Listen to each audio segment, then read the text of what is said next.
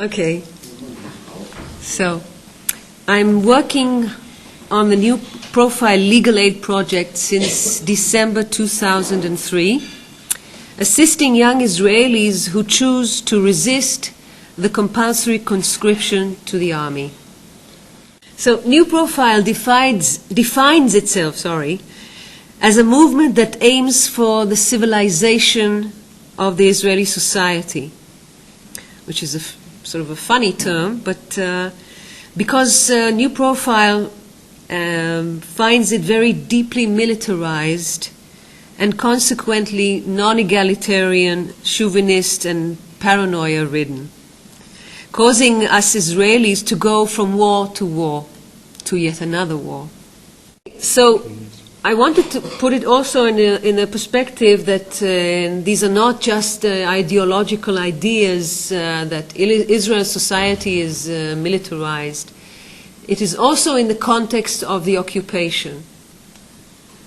So this is a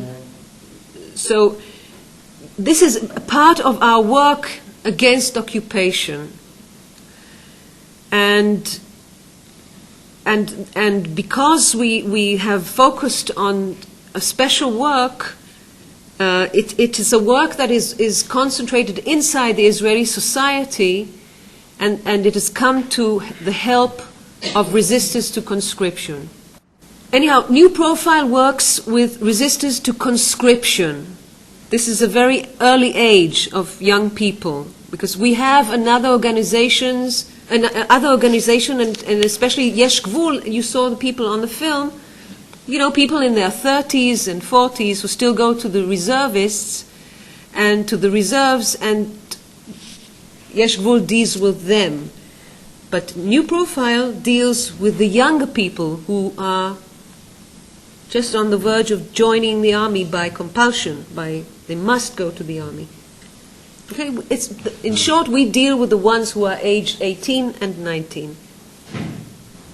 Now, it's just to say that in Israel, when somebody comes to the age of 18, they must go to the army. And then when they finish that, up to the age of 45, they must go to the reserve army, to come about a month, a year, to practice and be still able to fight till the age of 45. So we deal with the young. So we said that at the age of 18, every boy and girl needs to go to the army. A boy for 3 years and a girl for 2. And the conscription process begins even at an earlier age of around 16 and a half, where you are called for physical and mental examinations to see who you are, what your abilities are.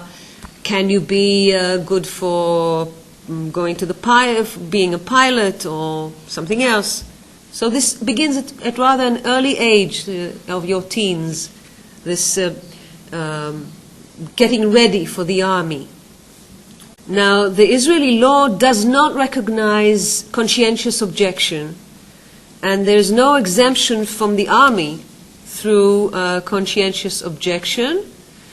There's only a leeway. There's only the Minister of Defense has the ability to decide from time to time if he acknowledges some people via special committees. Now, these committees for conscientious objectors are known as the conscience committees. But these are military committees. These are not civilian committees. So what happens when a young man or woman objects to serving in the military? Okay, so on the whole, a person can be exempted from the military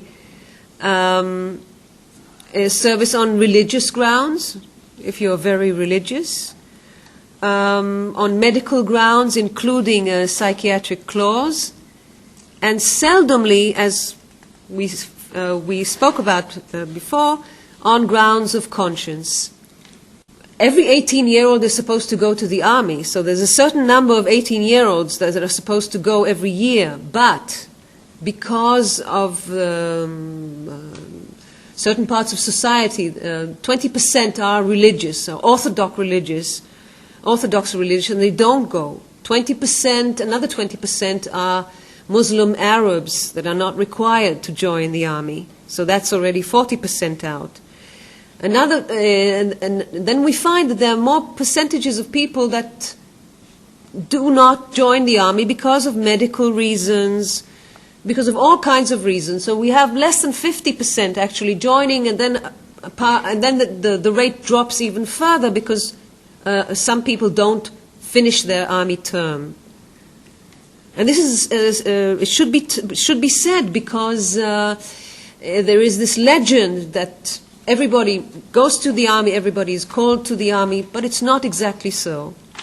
As I said before, Israel is an occupying state. First of all, but let's go one step before that. In 1948, Israel's state was born, and but then this was as a consequence of this. The Nakba for the Palestinians happened. Israel drew away drew to people, forgetting my English, Okay. drove people away. 700,000 Palestinians were driven away, and later on, between 48 and 51, about 500 villages were demolished. These are the refugees that went to the Gaza Strip, that went to the West Bank, and that went to Jordan, to Syria, and to Lebanon.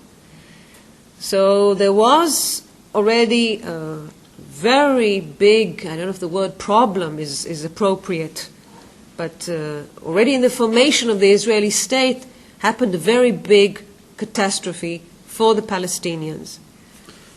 And then came the 67 war with the occupation of the West Bank and the Gaza Strip and the Golan Heights.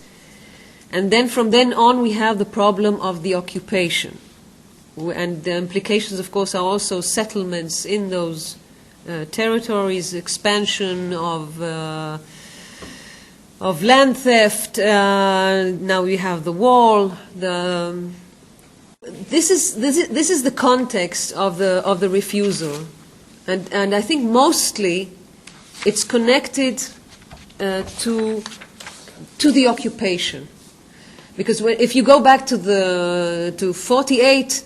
Then the Israeli citizens are very fearful that this means being driven out of their own state, of being questioned for their actual existence.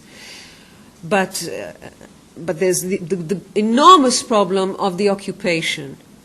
So we have this. What I am talking about tonight is the resistance to the occupation. Many of the young people that you've seen tonight bear in mind, especially the younger ones, bear in mind also what happened in 48. But it's hard enough and it's heavy enough even to address the occupation since 67. I just wanted to put it in context that these people are resisting to the occupation. So, the state of Israel does not see itself as an occupying state.